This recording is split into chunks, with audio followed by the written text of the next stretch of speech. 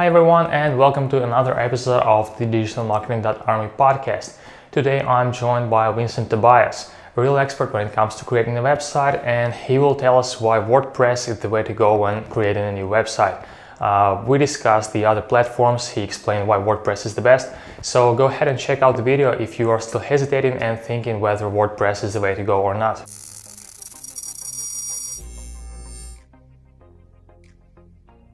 Hello everyone, we have Vincent Tobiaz here with us, an expert on WordPress.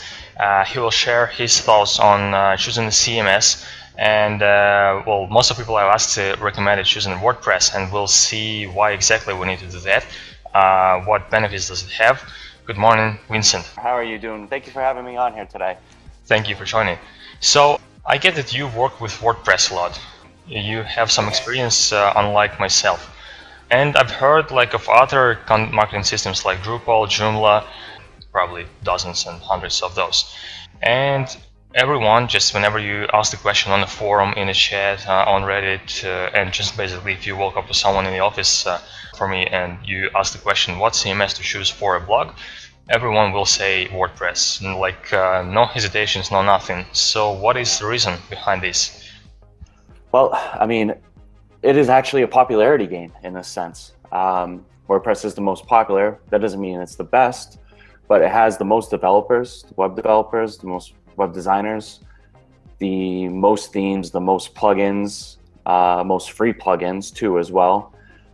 So there's a very wide entry level when it comes to people. If they need help or if they need somebody to work on their website, they have a huge market to choose from of all these types of people, whether they get them through Odesk, whether they get them from their local friend or referral, wherever it may be. There's a lot of people that actually know WordPress, as well as, there's a lot of, if you want to actually work on something yourself and you just want to keep it bootstrapped in your own pocket and just try to tinker around, there's tons of things like WordCamps and WordPress as well to be able to learn even the most basic things. There's never a bad question when it comes to a WordCamp. You can ask the most simplest things. They have buddy camps where they can kind of coach you, so you can just at least get a page or a post up of the website. So in a sense, we can say that it's good because it's popular and not vice versa. And I also have seen a few messages and posts about how other content marketing systems like Joomla or Drupal are terrible with SEO, at least in words of people, so bad. Is that true? It is and it isn't. It's just a bit more of a curve to get to a certain point. Like if you're trying to speed up a WordPress website, I mean, you can use a nice host, nice shared host like SiteGround, or you can, you can do the same thing with Drupal and Joomla, but there's a lot less support for the plugins that are a part of that. You're going to have to build that functionality of a lot of these plugins have custom to be able to get it to that point, whether it be a caching plugin, whether it be something that like async JavaScript, which allows you to load your JavaScript asynchronously or deferring it, and many other tools of trade that you just need. You'd have to actually pretty much custom program, not just custom program. So by using WordPress, you get access to this huge library of things you can apply to your website easily. I've heard a lot of Yoast SEO plugin, right? Yes. For WordPress. Everyone recommends installing it first. Is there something similar for Joomla or Drupal? Yes, there is. I don't recall the name off the top of my head because it's been so long since I actually used. But it's not Yoast, so it's some different supplier making for those CMSs? Yes, I mean, I used to use one with Joomla. I think it was like Joom Social or Joom SEO. There was, Joomla SEO. There's a website I used to use for that. But there was EF SEO, Easy Front End SEO. But even so, they don't nearly have the functionalities as, say, a Yoast or an all-in-one SEO does for WordPress. There's even a newcomer up that's coming up. I forget the name of it off the top of my head, but it's there's most of the SEO plugins you're going to find for Joomla and WordPress, they're going to be developed by one company, and you're not going to find too many different options as it comes out there. I mean, if you actually look over at my bookshelf, you're going to see right in the middle, and probably had collected the most dust over there, is my Joomla book. Joomla User's Guide. I got this back for a class back in college, and that was about 7 or 8 years ago. And I really think with that knowledge, I mean, I've only really worked on one website. I've only gotten requests to work on like one Joomla website. The things that, I mean, there is some things that Joomla and Drupal are said to be better at, and that is like mass community type websites. Yeah. With a lot of different functionalities like forums and things like that are more. Yeah, we're trying to build like a small blog here first, so definitely not a selling point for us. However, I do encounter like on an SEO chat, the local one for Russian, Ukrainian SEOs here, where people hang out, something similar to Slack, Big SEO, or Online Geniuses. There are like relatively a lot of people SEOs who complain about getting another client with Joomla website. So there is like something, people create websites on Joomla or Drupal, and I'm not saying it's bad, but like I did research before like starting this video, and by research I mean I asked questions, I used Google and stuff like that. I didn't like do any scientific work, but there is like no way I would come to a decision to use Joomla or Drupal, simply because there is not enough materials for it, like not in Russian, not in English. So it's not like in Russian market we have like, hey, go use Joomla. So, and it always makes me feel like those people just fell for some trick and built their website on those content marketing systems. They went to do SEO, and now the SEO specialists, they are mad about it. Do you think of any like selling points other than mass websites like forums that Joomla or Drupal may have to attract visitors like newbies like myself? So I didn't encounter anything to make me feel like, yeah, maybe I want to use that. There's really nothing I can honestly think of. I'm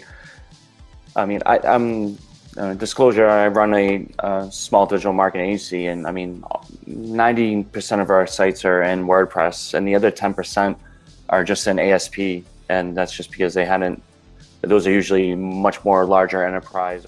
Oops. And there's a barrier of cost to transfer that to a new CMS.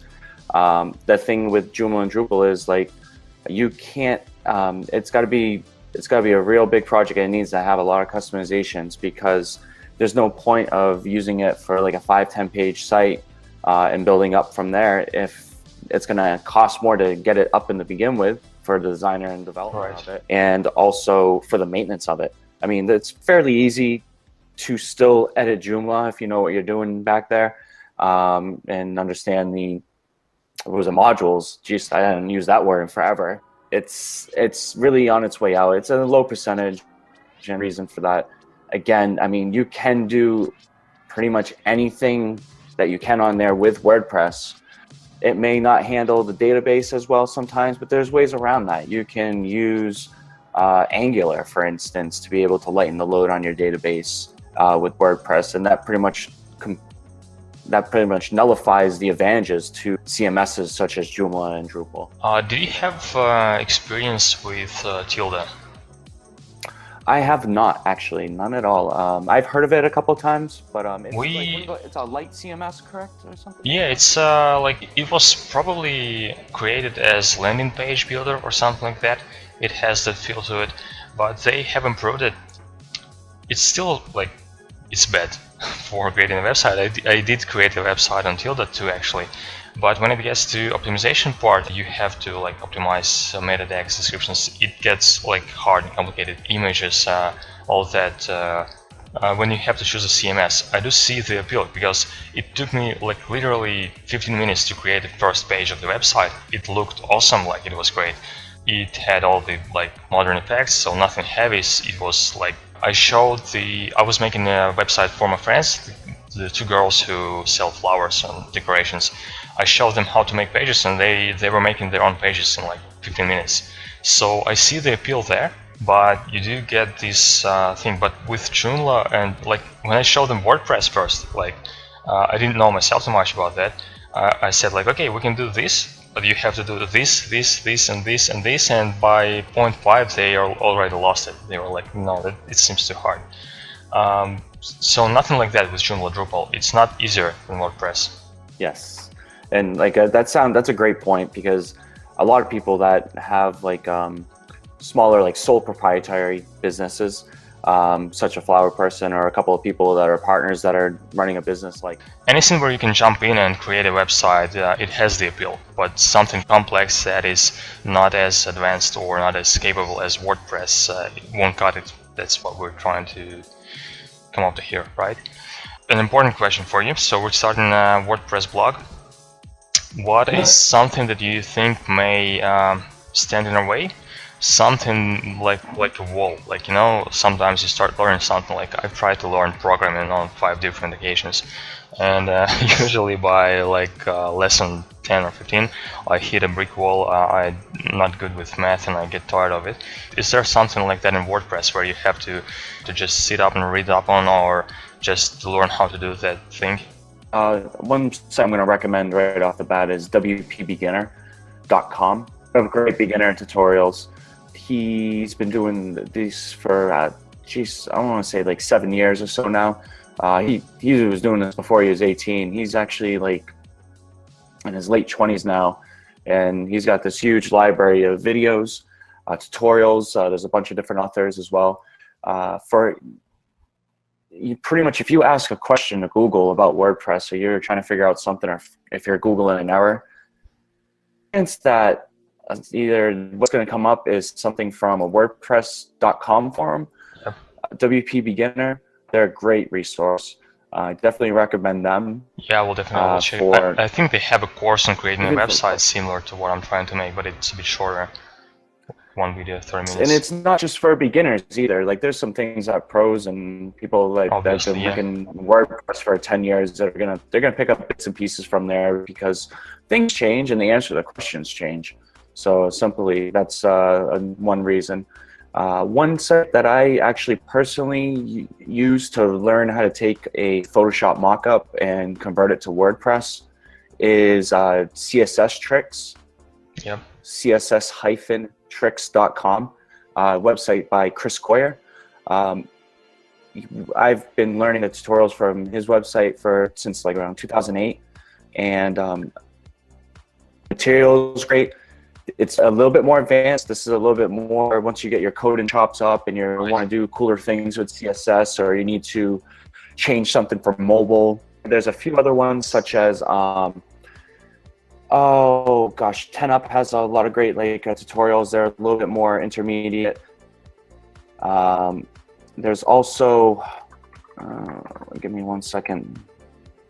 I know they're up there for.